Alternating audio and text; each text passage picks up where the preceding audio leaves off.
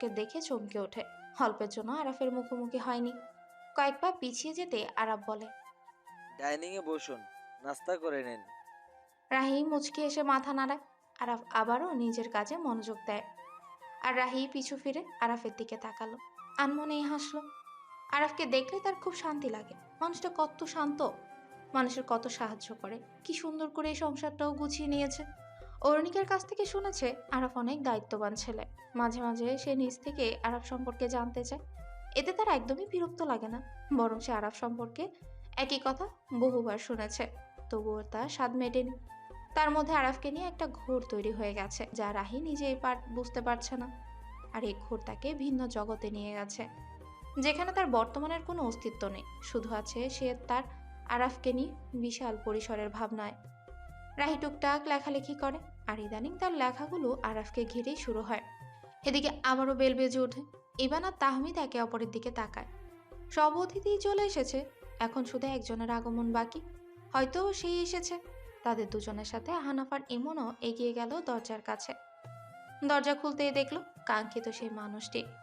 লোকটা ঘরে ঢুকেই ইমনের হাত ধরে তার সাথে উষ্ণ আলিঙ্গন করলো। তারপর ইভান, তাহমিদ আর আহানাফের সাথেও তিনি আলিঙ্গন করলেন। আরব তার দিকে এগিয়ে এসে বলে, আপনি এসেছেন তাই খুশি হয়েছি। ইমনের পিঠে হাত বুলিয়ে দিতে দিতে ঘরের ভেতর ঢুকলেন সুলতান মুন্সি। সুলতান মুন্সিকে দেখে চমকে উঠল ইমন। সে আস্তে করে নিজেকে আদিলের পেছনে আড়াল করে নিল। ইমন মিরাজ হাসানকে উদ্দেশ্য করে সুলতান মুন্সির সাথে পরিচয় করিয়ে দিয়ে বলেন, আঙ্কেল, ইনি মিস্টার সুলতান মুন্সি, আমাদের নেক্সট প্রজেক্টের ইনভেস্টর। উনি নিজেও একজন বড় ব্যবসায়ী। আমরা আমাদের নতুন প্রজেক্টের জন্য ওনার সাহায্য নিচ্ছি। দেশে আসার পর উনি আমাদের অনেক সাহায্য করেছিলেন। সানায়া আর রাহি সুলতান মুন্সির পরিচয় শুনে অবাক হয়ে তার দিকে তাকিয়ে রয়। সানায়া রাহির হাত ধরে বলে, তার মানে ইনি সুলতান মুন্সি, যার সাথে বাবার এত শত্রুতা, আর তার ছেলেকে আফু ভালোবাসে। ও মাই গড, বাবা যদি জানতে পারে আমি এখানে এসেছি, যেখানে সুলতান মুন্সি এসেছে, নির্ঘাত আমার প্রাণ নিয়ে নেবে। রাহিও ভয়ার্ত চোখে সুলতান মুন্সির দিকে তাকিয়ে রইল। সাইল যদি জানতে পারে তাহলে তাকেও কোনো অংশে ছাড়বে না। এদিকে অরুণিকাও অতিথির ভিড়ে ইমানকে খুঁজতে লাগলো। খুঁজতে খুঁজতে গেটের দিকে তাকিয়ে দেখলো ইমান খুব তাড়াহুড়ো করে বেরিয়ে যাচ্ছে। অরুণিকা ইমানকে চলে যেতে দেখে ঘর থেকে বেরোতেই আহনাফ তার হাত ধরে ফেলে। অরুণিকা আহনাফের হাত ছাড়িয়ে নিতে চাইলে আহনাফ তার হাত আলগা করে দিয়ে বলে, কোথায় যাচ্ছ? অরুণিকা আহনাফের প্রশ্নের উত্তর না দিয়ে ঘর থেকে বেরিয়ে গেল। আহনাফও তার পিছু পিছু গিয়ে দেখলো অরুণিকা ইমানের পিছু নিচ্ছে। আহনাফ দৌড়ে এসে অরুণিকার পথ আটকে বলে। কোথায় যাচ্ছ বলো? ততক্ষণে ইমান গেট দিয়ে বেরিয়ে গেছে।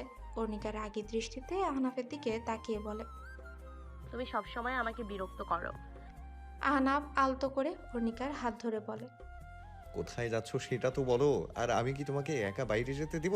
হুম? হ্যাঁ, এখন এটাই শিখে ফেলো, বিয়ের পর তো বউকেই সময় দিতে হবে। হ্যাঁ, বউকেই তো দেব। আমার বউ তো আমার সাথেই থাকবে। ওকে এক সেকেন্ডের জন্য দূরে যেতে দেব না। অরুণিকা পা ধাপিয়ে বলে, তোমার ফিল্মি ডায়ালগগুলো আমাকে শোনাবে না প্লিজ, আমার ভালো লাগে না এসব। আহনাফ অরুণিকার কথা শুনে মলিন হাসে, তারপর বলে, বাসায় চলো। অরুণিকা গেটের দিকে তাকিয়ে বলল। আদিল ভাইয়ের বন্ধু চলে গেল কেন? আহনাফ অরুণিকার প্রশ্ন শুনে কিছুটা দমে গেল। সে ঠান্ডা গলায় বলল, হয়তো কোনো কাজে বেরিয়েছে, একটু পর চলে আসবে। আহনাফ তার হাত ধরে টেনে নিয়ে যেতে অরুণিকা এক ঝটকায় হাত ছাড়িয়ে হন নিয়ে চলে গেল।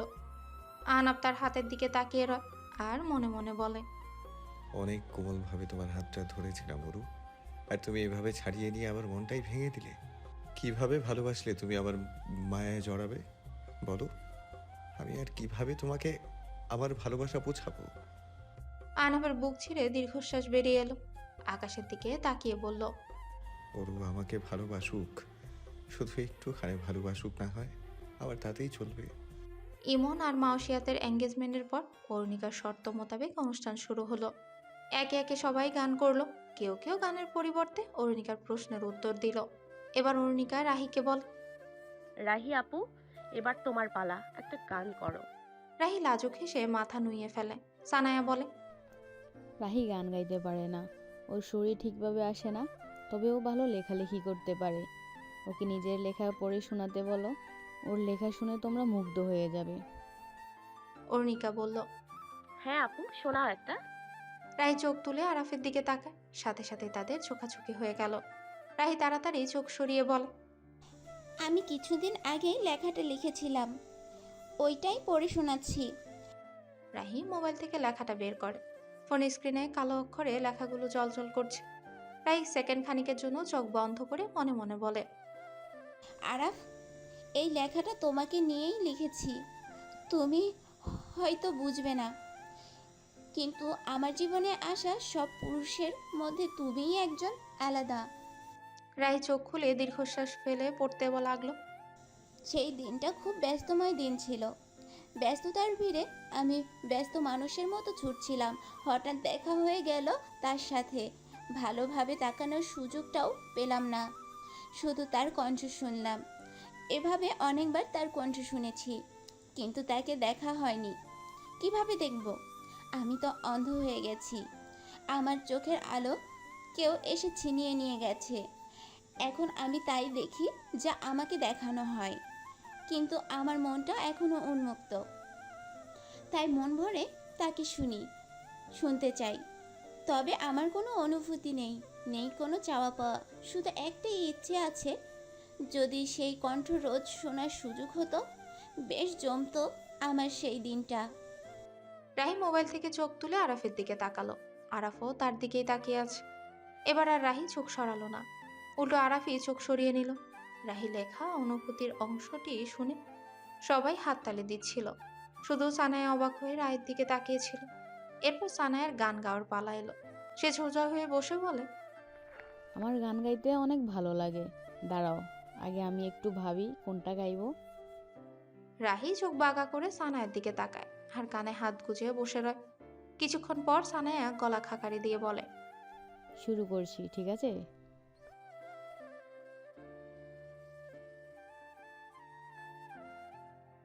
সানায়ার ভাঙা কণ্ঠ শুনে সবাই মাথা নিচু করে রয়। তুর্য ভ্রুকুচকে বলে, ওয়েট ওয়েট ওয়েট, তুমি এই লিরিক্স কোথায় পেয়েছো? সানায়া বলল, শুনেছি। তুমি কি আদৌ শুনেছ? আমার তো মনে হয় না। তুমি পুরোটাই ভুল গেছো। না জানলে গাইবে কেন? ইভান শব্দ করে হাসলো। ইভানকে হাসতে দেখে সানায়া রাগী দৃষ্টিতে তাকায়। তুর্য বলে, আমি গিয়ে শোনাচ্ছি, ওয়েট। বলো না কোথায় তুমি, এ বুকে আছো কোন পাশে, বলো না কোথায় তুমি, আছো কি মিশে নিঃশ্বাসে, মনের ঘরে যতন করে তোমায় রেখেছি আপন করে, ভালোবাসা দিয়ে তুমি দাও রাঙিয়ে, এই কোন প্রেমে জড়িয়ে নিলে, ভালোবাসা দিয়ে বুকে নাও জড়িয়ে, এই কোন প্রেমে আমায় জড়ালে। সানায়া হেসে বলে, আমি ইচ্ছে করে ভুল গেয়েছি, যাতে তুমি আমাকে শুদ্ধ করে দেওয়ার জন্য গানটা গাও। ইভান এবার মুখ বাঁকিয়ে বলে, এখন নিজের অপরগতা ঢাকার চেষ্টা করছে। সানায়া কিছু বলতে যাবে, রাহি তার হাত ধরে তাকে থামিয়ে দিল। এবার আহনাফের গান গাওয়ার পালা এলো। সে ইচ্ছে করে গান না গেয়ে বলে, ওরু, তুমি আমাকে যে কোনো ধরনের প্রশ্ন করো, আমি উত্তর দেব। অরুণিকা হেসে বলল, আচ্ছা বলো, আরাফ কার সাথে তোমার বিয়ের কথা বলেছে? আহনাফ আরাফের দিকে তাকায়। আরাফ বলল, আমি বরং এই উত্তরটা দেই। আরাফ সবার দৃষ্টি আকর্ষণ করে উঠে দাঁড়ালো আর বলল, আমি আজ একটা গুরুত্বপূর্ণ সিদ্ধান্ত নিতে যাচ্ছি। সবাই আরাফের দিকে তাকিয়ে আছে। আরাফ অরুণিকাকে ডাক দিয়ে বলে, ওরু, এদিকে আসো। অরুণিকা কিছুটা অবাক হলো। সে এক নজর উপমার দিকে তাকালো। পরক্ষণেই তাহমিদ তাকে ইশারায় সামনে যেতে বলল। অরুণিকা আরাফের কাছে যেতেই আরাফ অরুণিকার হাত ধরে বলে, দাদা, বাবা, ভাইয়া আর চাচাদের অবর্তমানে আমি তোমার অভিভাবক। তুমি জুনাইদ আঙ্কেলের মৃত্যুর আগে তোমাকে আমাদের দায়িত্বে দিয়ে গেছেন। আর আমি এই দায়িত্বটা সারা জীবনের জন্য অন্য কারো হাতে তুলে দিতে চাচ্ছি। অরুণিকা ভয়ার্ত চোখে আরাফের দিকে তাকায়। আরাফ আহনাফের দিকে তাকিয়ে বলে, আমি চাই ইমন আর মাউসিয়াতের বিয়ের পর আহনাফ আর অরুর আগরটা হয়ে যাক। অরুণিকা স্তব্ধ হয়ে গেল। আহনাফ অরুণিকার মুখের দিকে তাকিয়ে রয়। এদিকে সব অতিথিরা চলে যাওয়ার পর অরুণিকা আরাফের সামনে চলে এসে বলে, আরাফ, তুমি আমাকে না বলে এই সিদ্ধান্ত কিভাবে নিয়েছো? তুমি অন্তত আমার পছন্দ অপছন্দ জানতে পারতে। আরাফ শান্ত কণ্ঠে বলল, এটা আমার সিদ্ধান্ত না, এটা তোমার বাবার সিদ্ধান্ত ছিল। বাবার সিদ্ধান্ত ছিল তাই বলে সেটাই মানতে হবে? সেদিন যদি আরাফের কিছু হয়ে যেত, তাহলে তাদের সিদ্ধান্তের কি কোনো মূল্য থাকতো? অরুণিকার কথা শুনে আহনাফের গলা আটকে গেল। ইভান ধমকে সুরে বল, অরণিকা, বেশি কথা বলবে না। আরাপ তোমার কেন খারাপ চাইবে? অরুণিকা আহনাফের কাছে এসে বলে, তুমি কি এই সিদ্ধান্তে খুশি হয়েছো? তোমারও কি খারাপ লাগছে না? আহনাফ ক্ষীণ কণ্ঠে বলে। না, আমার কোনো সমস্যা নেই। অরুণিকা ছলো ছলো চোখে আহনাফের দিকে তাকিয়ে রইল। সে ক্ষীণ কণ্ঠে বলল, যদি বলি আমি অন্য একজনকে পছন্দ করি, তুমিও আমাকে বিয়ে করবে? আহনাফ অরুণিকার কথা শুনে আরাফের দিকে তাকায়। আরাফ বলে, তোমার পছন্দ কি সেটা আমি বুঝতে পেরেছি, কিন্তু তোমার পছন্দটা আমার পছন্দ হয়নি। অরুণিকা অবাক হয়ে আরাফের দিকে তাকিয়ে রইল। ইমন ভ্রুকুচকে আরাফকে উদ্দেশ্য করে বলে, অরণিকা আবার কাকে পছন্দ করে? আমি তো এই ব্যাপারে কিছুই জানি না। আরাফ বলল, জানার জন্য চোখ কান খোলা রাখতে হয়, আর আমার অরুর ব্যাপারে সব চোখই খোলা ছিল, এখনো খোলা আছে, তাই আমি ভালোভাবেই দেখেছি এবং বুঝেছি। অরুণিকা কিছু বলতে যাবে, উপমা তাকে থামিয়ে দিয়ে বলে, ওরু প্লিজ, ভাইয়ার কথা রাজি হয়ে যাও। তোমার জন্য আহনাব ভাইয়ার চেয়ে ভালো কেউ হবে না। ভাইয়া তোমার যেভাবে খেয়াল রাখে অন্য কেউ রাখবে না। আজকাল কি ছেলেদের বিশ্বাস আছে বলো? কোন দিক দিয়ে মেয়েরা ঠকে যায় তারা নিজেরাই বোঝে না। আর তুমি তো সেই ছোটবেলা থেকে আহনাব ভাইয়াকে চেনো। তুর্য উপমার কথাগুলো শুনে একটা দীর্ঘশ্বাস ছাড়ে। আর অরুণিকা উপমার দিকে তাকিয়ে রয়।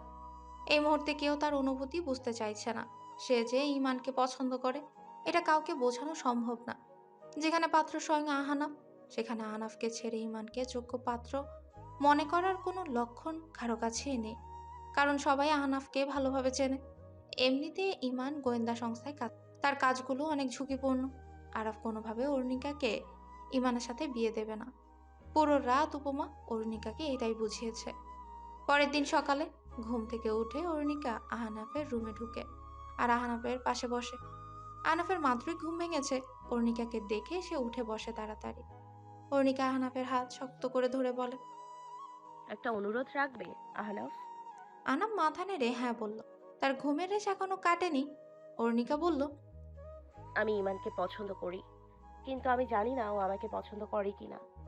তুমি একবার ওকে জিজ্ঞেস করবে ও আমাকে ভালোবাসে নাকি, অথবা আমাদের একবার দেখা করিয়ে দাও। আমি নিজেই জিজ্ঞেস করব।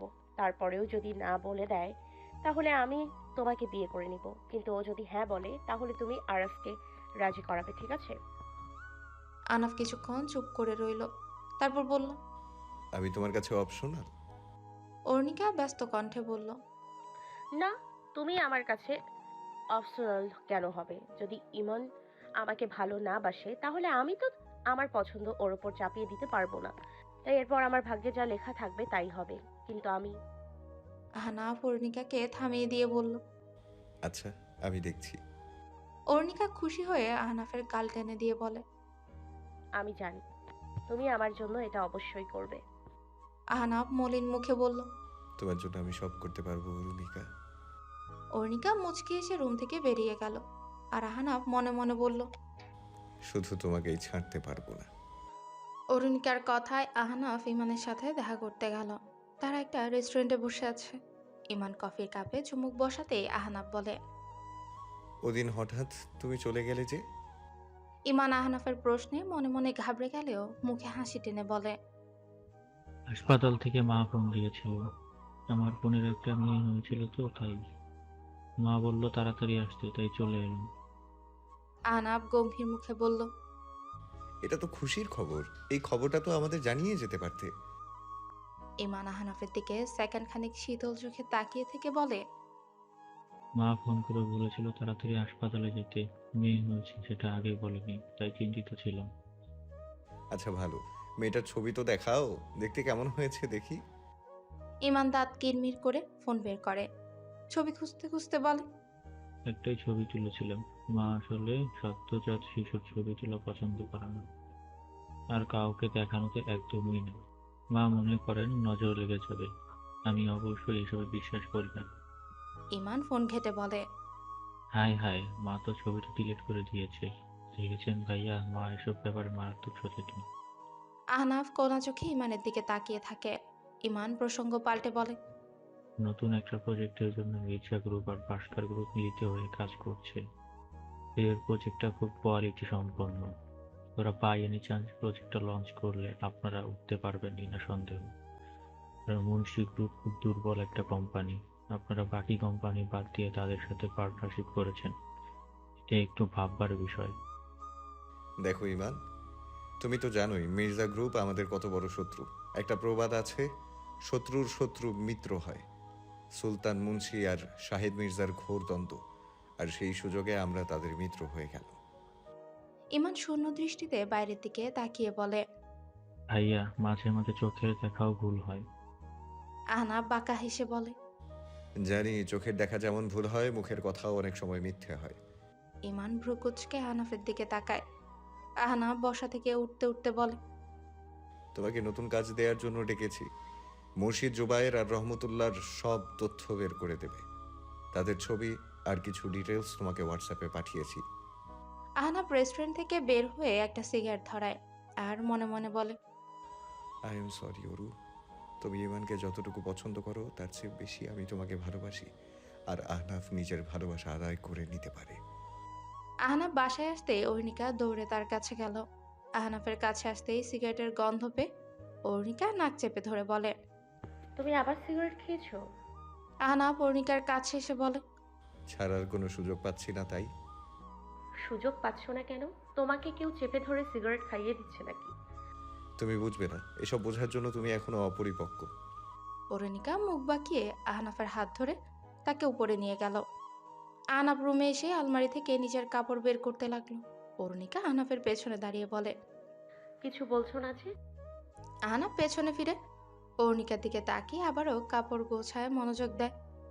অরুণিকা আহনাফের শার্টের কোনা আঁকড়ে ধরে বলে, বলো না, আমি এতক্ষণ তোমার অপেক্ষায় বসেছিলাম। আহনাফ অরুণিকার দিকে ফিরে কিছুক্ষণ গম্ভীর মুখে তাকিয়ে তারপর বলে, প্রতিদিন তো আর অপেক্ষা করো না, আজ তো বিশেষ খবরের অপেক্ষায় বসেছিলে তাই না? অরুণিকা মাথা নেড়ে হ্যাঁ বলে। আহনাফ তার আঙ্গুল ধরে বলে, ইমানের সাথে দেখা করে এসেছি। অরুণিকা আগ্রহী কণ্ঠে বলে, কি বলেছো? অরু, ইমানকে তোমার কথা তো বলিনি, শুধু একটু জিজ্ঞেস করেছি কোনো প্রেমের সম্পর্ক আছে নাকি। অরুণিকা জিজ্ঞাসু চোখে আহনাফের দিকে তাকিয়ে রইল। তার মন বারবার বলছে আহনাফ তাকে ভালো খবরই দিবে, কিন্তু আহনাফ বলল, ও একটা মেয়েকে ভালোবাসে, ওদের বিয়েও ঠিক হয়ে গেছে, আর খুব শীঘ্রই ওদের বিয়ে হবে। অরুণিকা আহনাফের হাত সরিয়ে দিয়ে বিছানার এক পাশে গিয়ে বসে পড়ে। আহনাফ তার কাপড় আলমারি থেকে নামিয়ে অরুণিকার পাশে এসে বসে। অরুণিকা মলিন মুখে বলে, ওর সাথে তো আমার আলাদাভাবে কখনো কথাও হয়নি, কিন্তু ওর চোখাচোখি হলেই মনে হতো ও আমাকে পছন্দ করে। ভাবিও বলেছিল মেয়েরা ছেলেদের চোখ দেখলেই বুঝে ফেলে তারা কি অনুভব করে, তাহলে আমি কিভাবে ভুল বুঝবো? আহনাফ অরুণিকার হাত ধরে বলে, আমার চোখ দেখে কি তুমি কিছু বোঝোনি? অরুণিকা আহনাফের চোখের দিকে তাকায়, তারপর ভ্রু কুঁচকে বলে, কি বুঝবো? আহনাফ এক ঝটকায় তার হাত সরিয়ে দিয়ে বলে, কচু বোঝো তুমি, কচু। তুমি চোখ দেখে কিছুই বুঝো না, বুঝলে এখন বলতে পারতে আমি তোমার কতটা কেয়ার করি। আরে ওটা তো জানি, তুমি আরাফ, আহমিদ, রকস্টার আর ইমন তোমরা আমাকে অনেক ভালোবাসো, শুধু ইভান বাসে না। আগে ও নিজেকে ভালোবাসুক, তারপর বাকিদের ভালোবাসবে। এখন ওর কথা বাদ দাও। তারপর আহনাফ মিনমিনিয়ে বলে, পুরো বিশ্বের সবার ভালোবাসা তার লাগবে, শুধু আমারটাই লাগবে না। অরুণিকা তার কানটা আহনাফের মুখের কাছে এনে বলে, বিড়বিড় করে কি বলছো? আহনাফ তাকে সরিয়ে দিয়ে বলে, উফ অরু, যাও এখন, আমি ফ্রেশ হব। ইমানের চ্যাপ্টার ক্লোজ হয়ে গেছে।